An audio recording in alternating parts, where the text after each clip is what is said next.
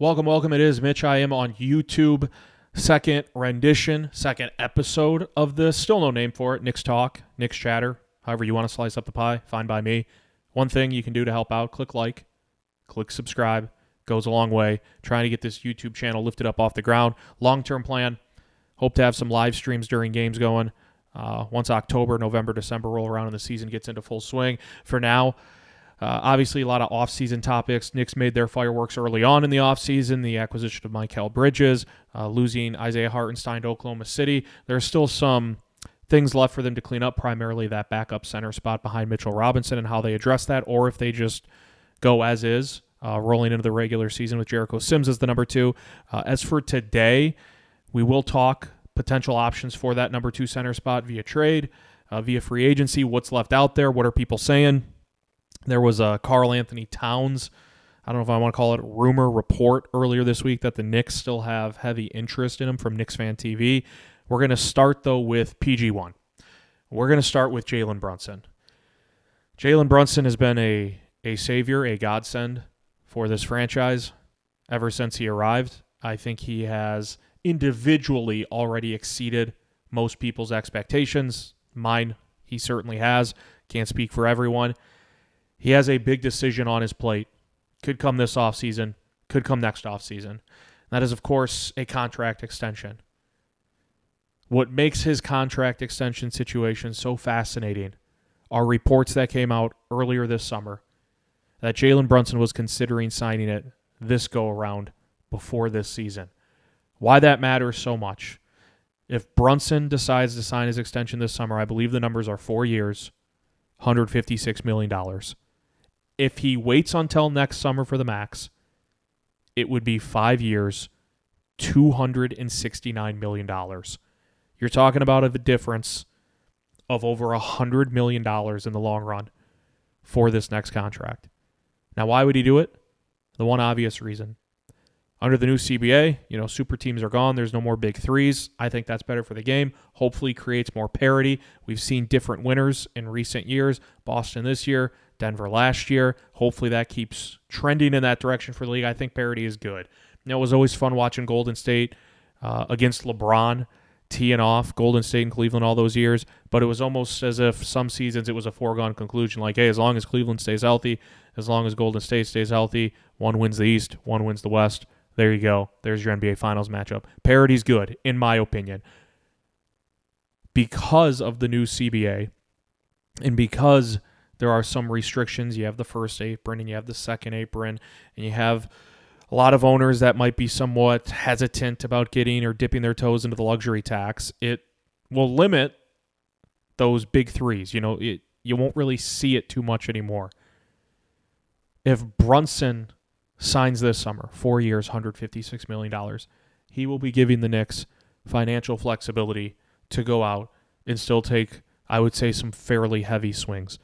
The fact that there are even whispers about this being a potential topic on the table tells me, in my opinion, that there's some smoke there, or else you'd have to believe Brunson and his camp would have shut that down quickly, any of that dialogue. Because you don't ever want to be the guy to have this sort of thing leak where it's like, man, Jalen Brunson, he might take a discount. Not just a discount, a pretty big discount.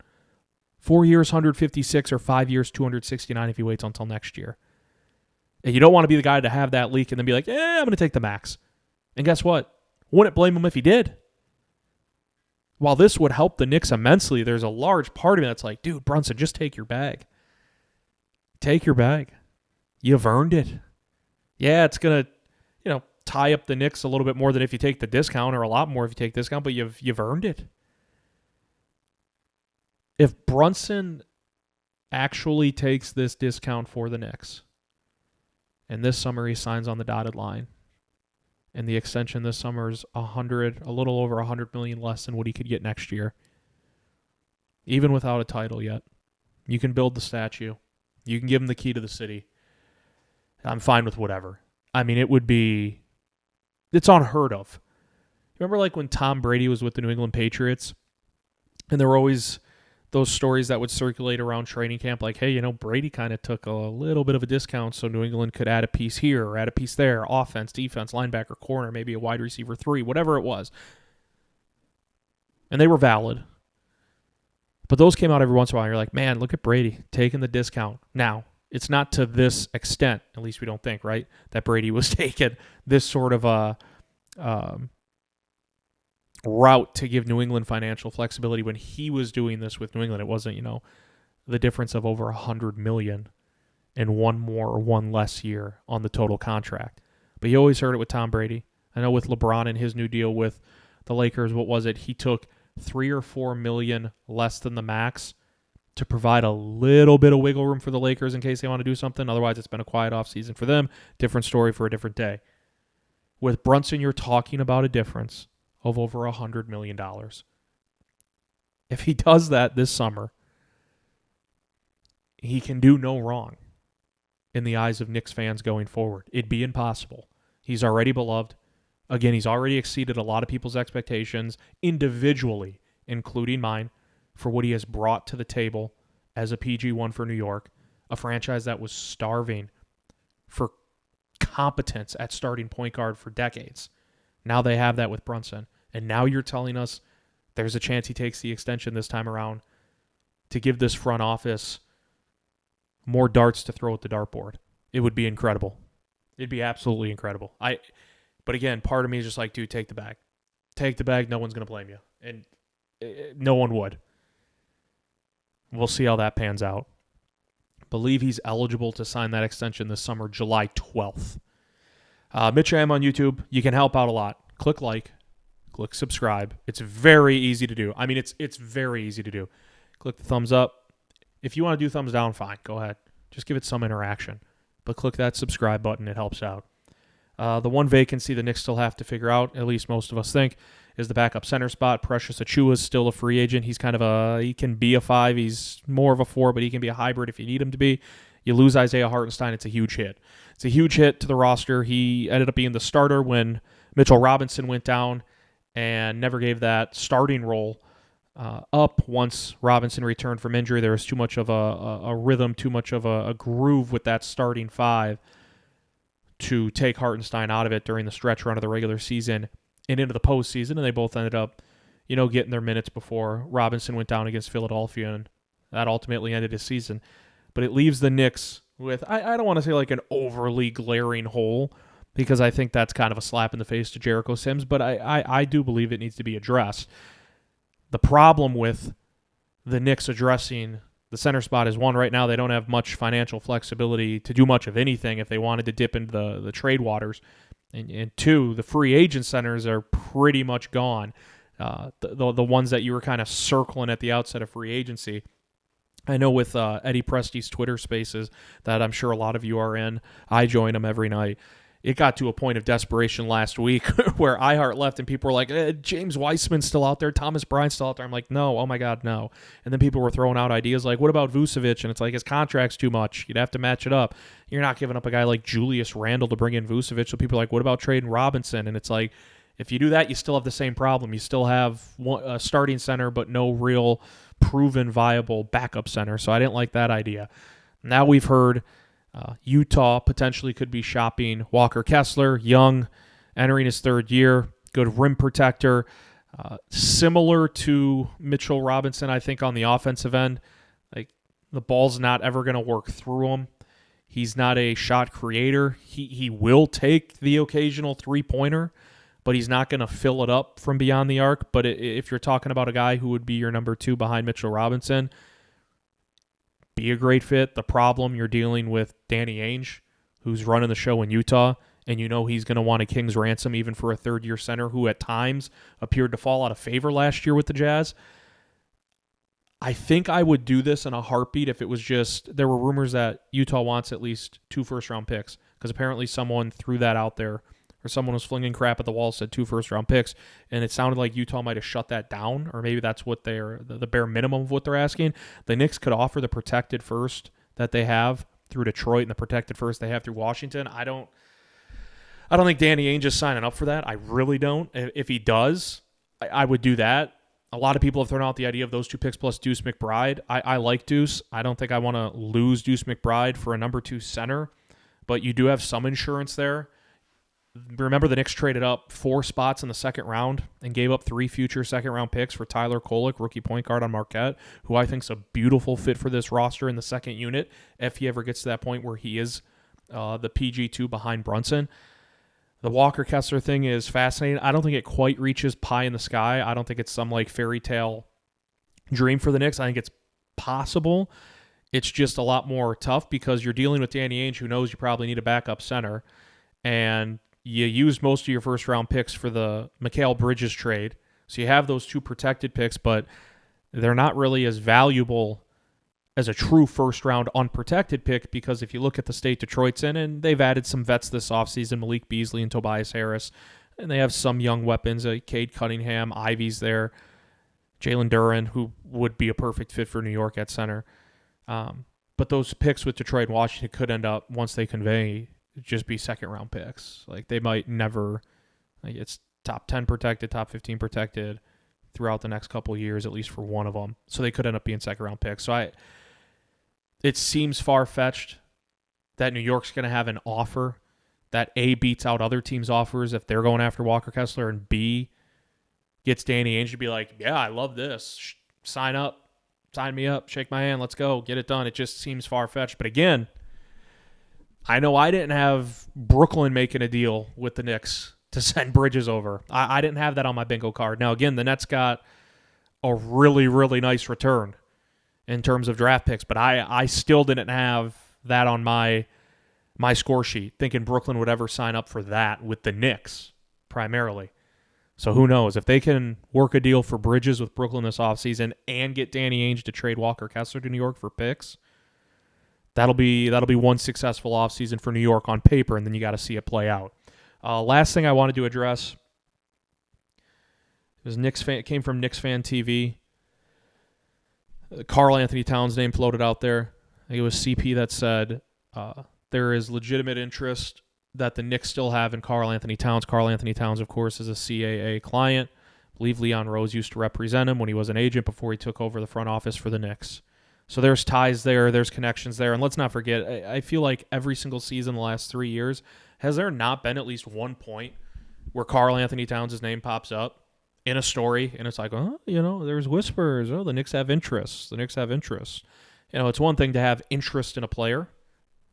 It's another thing to formulate and come up with an offer and submit it and see what that team thinks. So I think there's levels to this. A lot of people, I think the report was just that the Knicks are, the word wasn't smitten, but like the Knicks are smitten on Karl-Anthony Towns. And sure, he's a great shooting big. He has some durability questions. I think he's only played 81 regular season games the last 2 years combined. So that makes you a little gun shy, perhaps, if you're Leon Rose and company, because you already have a couple players on the roster that are supposed to be big contributors this year that have lengthy injury history already. So would you want to add another piece to that puzzle who also has some of those question marks? I don't know. But if you look at this offense for the Knicks and what it appears the blueprint is, what they're trying to accomplish, I mean, say what you want about Karl-Anthony Towns, positive, negative, neutral, it'd be a perfect fit. The Knicks are surrounding, you get OG Anunoby, you get Mikal Bridges, and a lot of the talk is about, the defense of OG Anunoby, the 3-and-D, Bridges is a two-way wing. If you zoom in the microscope on the offense, it really appears that it's spacing. That's what they're going for. It's get the ball in Jalen Brunson's hands, let him go to work, and then surround him with shooters. That's what it looks like the Knicks are doing. Give Brunson room, let him be the maestro, let him orchestrate, and he can deliver to the perimeter to OG Anunoby, to Dante DiVincenzo, to Mikal Bridges, so on and so forth. That's what it looks like the Knicks are trying to do. Karl-Anthony Towns fits that to a T. He's a big. He'll bring the 5, or if he's got a 4 on him, out to the perimeter.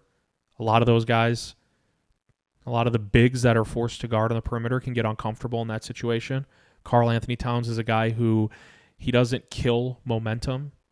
If you're popping the ball around looking for that open shooter, he's not a guy that grabs the ball, goes through his options slowly, and then tries to back someone down. He's not overly great in the post, but I don't know if the Knicks are necessarily looking for that.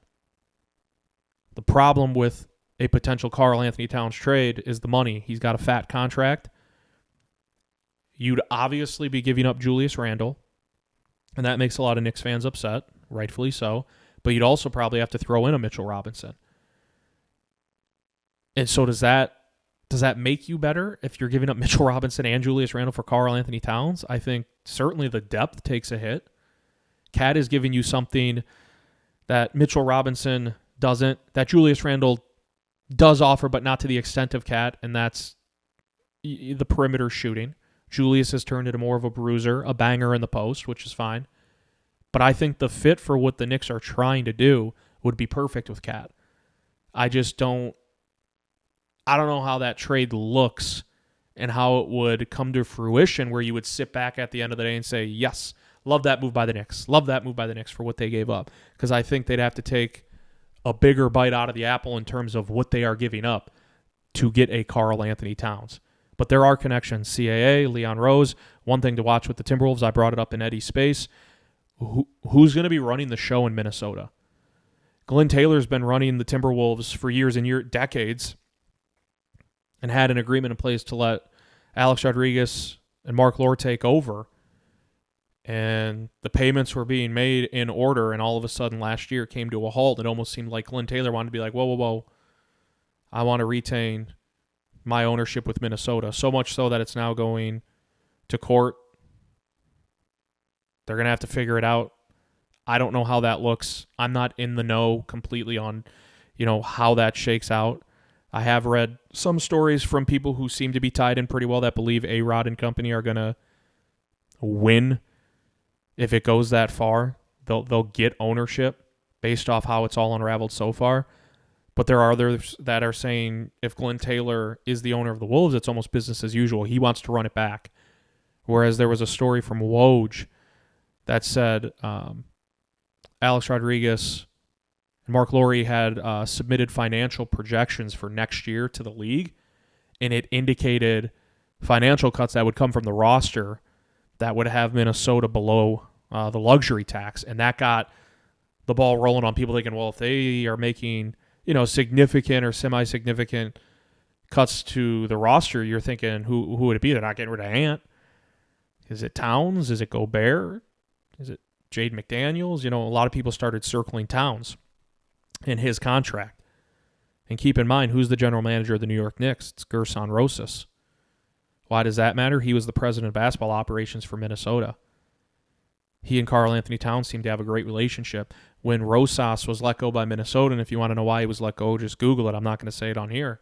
When Rosas was let go by Minnesota, Karl-Anthony Towns actually, I think he tweeted out or put on Instagram, he put WTF when they let go of Rosas. He's now general manager of the Knicks, so there's even more ties. So I don't doubt that there are people in the Knicks front office that are cuddling up to the idea of adding Karl-Anthony Towns. I just don't know what trade scenario would work out where I personally would be able to look at it and say, yes, the Knicks got the better end of this, because you're not just giving up a Julius Randle. You're not just giving up a Mitchell Robinson. You're having to add multiple contracts to make that deal work. And I don't know. You'd have to see it, I guess, before you rush to judgment. I think the other angle of this is Julius Randle due for a contract extension this summer. Otherwise, he can hit the market next summer. Haven't heard too much about that. So what are the Knicks contemplating and thinking? Are they working behind the scenes? It seems like every move this front office has had has come out of nowhere. Not with contract extensions, but with trades. The OG Anunoby thing, and you get Precious Achiuwa too, and at the time Malachi Flynn, but you send Quickly and you send Barrett. Kind of came out of nowhere. The Bridges deal, they said, was put together in 2 days, came out of nowhere. All these names were thrown at the wall, see which one sticks by Knicks fans. I was doing it with everyone else. You felt like they were going to make a move this offseason, but as far as the Bridges trade, there wasn't even a lead up to it. The Knicks and Nets are in discussions. Something's coming together. It was literally just, boom, it hit your timeline. Oh, my God, the Knicks got Bridges. So I trust that they're, working working the edges to try to figure out the backup center spot. I don't know if it includes another big swing with Karl-Anthony Towns, who wouldn't be a backup. He'd be your starting 4, starting 5. I go back to it. I don't know what that trade would look like or what it would have to look like for Minnesota to accept it and for me to look at it and say, man, I think the Knicks, at minimum, this is a win for both sides. At a maximum, it's like, I think the Knicks won this trade. I don't know how they can finagle that. But who knows? I do trust this front office.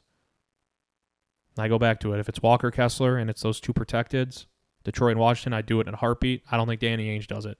So we'll see. Summer League starts this weekend. We'll talk about that next week again. I'm going to try to churn out 2 episodes a week. We'll see how it goes. Appreciate it. Those that tune in, remember, please click like, subscribe. Maybe we'll come up with a name for this. Potentially.